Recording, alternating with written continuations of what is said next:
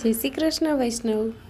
સુબોધિનીજી, page number 7, અધ્યાય 3, ભક્તિના કષ્ટનું નિવારણ. કળિયુગમાં સર્વ સાધનોનો તિરસ્કાર કરી શ્રી ભાગવતનું સપ્તાહમાં શ્રવણ કરવું એ શ્રેષ્ઠ ધર્મ મનાયો છે. એ સપ્તાહ શ્રવણ વિધિ યોગ કરતાં, ધ્યાન કરતાં, જ્ઞાન કરતાં પણ વધી જાય છે. એની ગર્જના માટે વિશેષ શું કહેવાય, પણ એ તો સર્વ કરતાં વધી જવાની ગાજ્યા જ કરે છે. સોનક બોલ્યા, હે યોગવેતા, તમે તો આશ્ચર્ય કરનારી કથા કહી. હમણાં જ્ઞાન આદિ ધર્મોના અનાદર કરી પરબ્રહ્મના સ્વરૂપને બતાવનારું શ્રી ભાગવત પુરાણ મોક્ષ આપે છે, એનું કારણ શું? સૂતજી બોલ્યા, જ્યારે શ્રી કૃષ્ણ ભગવાન આ પૃથ્વીને છોડીને સ્વધામ પધારવાને માટે તૈયાર થયા, ત્યારે એકાદશ સ્કંદ સાંભળીને ઉદ્ધવજી આ પ્રમાણે બોલ્યા. ઉદ્ધવજી બોલ્યા, હે ગોવિંદ, આપ તો ભક્તનું કાર્ય કરીને પધારશો, પરંતુ મારા મનમાં મોટી ચિંતા છે. એ સાંભળીને સુખ થાય તેમ કરો. આ ભયંકર કળિયુગ આવ્યો છે, તેમાં વળી લોકો ખલ થશે, અને એવાઓની સોબતથી સત્પુરુષો પણ જ્યારે ભયંકર બનશે, ત્યારે આ પૃથ્વીરૂપી ગાય ભારથી કચડાય ને કોનો આશ્રય કરશે? હે કમળનયન, આપ વિના પૃથ્વીનો રક્ષક બીજો કોઈ જણાતો નથી. માટે હે ભક્ત વત્સલ, આપ સત્પુરુષો ઉદર દયા કરી અહીં બિરાજો. સ્વધામ પધારવાનું માંડી વાળો. આપ નિરાકરણ અને ચૈતન્ય ધન છો, છતાં ભક્તોને માટે સગુણ થયા છો. એ ભક્તો આપના વિયોગથી પૃથ્વી ઉપર કેમ રહી શકશે? વળી નિર્ગુણ બ્રહ્મની આરાધનામાં ઘણું કષ્ટ પડે છે. માટે પધારતા પહેલાં એ વિષયનો વિચાર કરો. આમ ઉદ્ધવજીના વચન સાંભળીને પ્રભાસમાં બિરાજતા પરમાત્મા વિચાર કરવા લાગ્યા કે મારે મારા ભક્તોના અવલંબનને માટે આ પૃથ્વીમાં શું કરી જવું જોઈએ. એમ બોલી ભગવાન અંતર્ધ્યાન થયા. ત્યારે જે પોતાનું તેજ હતું તે શ્રી ભાગવતમાં પધરાવતા ગયા, એટલે તે જ રૂપે આપે શ્રી ભાગવત રૂપી સાગરમાં પ્રવેશ કર્યો. તેથી આ શ્રી ભાગવત તે હરિની વાણીમય પ્રત્યગ્ન મૂર્તિ છે, જેનું સેવન કરવાથી, શ્રવણ કરવાથી, પાઠ કરવાથી તથા દર્શન કરવાથી લોકોના પાપ એ નાશ કરે છે. આવા મહાત્મ્ય લઈને સપ્તાહનું શ્રવણ બધાથી શ્રેષ્ઠ માનવામાં આવ્યું છે. કળિયુગમાં સર્વ સાધનોનો તિરસ્કાર કરી શ્રી ભાગવતનું સપ્તાહમાં શ્રવણ કરવું એ શ્રેષ્ઠ ધર્મ મનાયો છે.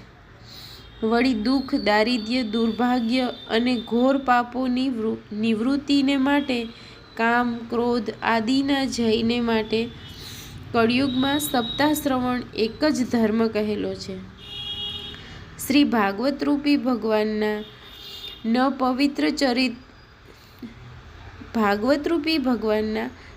પવિત્ર ચરિત્ર સાંભળ્યા વિના દેવો પણ તોડી ન શકે તેવી ભગવાનની માયાને તરવાનો મુખ્ય ઉપાય છે, એમ કહ્યું છે. સૂતજી બોલ્યા, આ પ્રમાણે સનકાદિ ઋષિઓએ સભામાં સપ્તાહ સાંભળવાના ધર્મનો મહાન પ્રકાશ કર્યો. તે સમયે એક આશ્ચર્યજનક વાત બની, તે તમને હું કહું છું. હે શૌનક, તમે એ સાંભળો. એ વખતે હે કૃષ્ણ, હે ગોવિંદ, હે હરે, હે મુરારી, હે નાથ, આ પ્રમાણે વારંવાર ભગવાનના નામ લેતી પ્રેમ ભક્તિ પોતાની તરુણ પુત્રોને સાથે લઈ એકાએક સભામાં પ્રગટ થઈ. ભાગવતના અર્થરૂપી આભરણોથી શણગારાયેલી તથા અતિ સુંદર વસ્ત્રોથી શોભિત એ ભક્તિને સભામાં દાખલ થતી સભામાં બેઠેલાઓ જોઈ, એટલે એ બધા વિચાર કરવા લાગ્યા કે આ ભક્તિ મુનિ મંડળમાં કેવી રીતે આવી હશે. એ વખતે સનક આદિ કુમારો બોલ્યા કે આ ભક્તિ હાલમાં આપણી ચાલતી કથાનો અર્થ સાંભળીને અહીં આવી છે. પુત્રો સહિત ભક્તિ નમ્રતાથી સનત કુમારો પ્રત્યે બોલી. ભક્તિ બોલી, હું કળિયુગના દુઃખને લીધે જર્જરિત થઈ થઈ હતી, તો પણ તમે હરિકથારૂપી રસ પાઈને હમણાં જ મને પુષ્ટ બનાવી છે. હવે મારે ક્યાં રહેવું એ આપ મને કહો. ત્યારે બ્રહ્માના પુત્રો શનકાદિકે એને આ પ્રમાણે કહ્યું કે હે ભક્તિ, તું ભક્તોને ગોવિંદના રૂપનું સારૂપ્ય આપવામાં સમર્થ છો. કેવળ પ્રેમને વધારનારી છો. સંસારમાં થતા જન્મ મરણરૂપી રોગનો નાશ કરનારી છો. એવી તું આજથી સારી રીતે ધીરજ કરી નિત્ય વૈષ્ણવના મનમાં નિવાસ કરજે.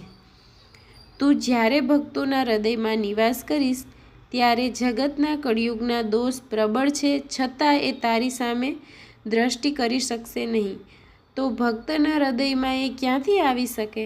એમ આજ્ઞા કરી તે જ સમયે ભક્તોના હૃદયમાં નિવાસ કર્યો. જેઓના ચિત્તમાં શ્રી કૃષ્ણની ભક્તિ નિવાસ કરી રહી છે તે લોકો નિર્ધન હોય છતાં એઓને ધન્યવાદ ઘટે છે. ભગવાન પણ પોતાનો લોક છોડી ભક્તિરૂપી દોરીથી ખેંચાઈને ભક્તોના હૃદયમાં આવીને રહે છે. પૃથ્વી ઉપર આ રીતે શ્રી ભાગવતનો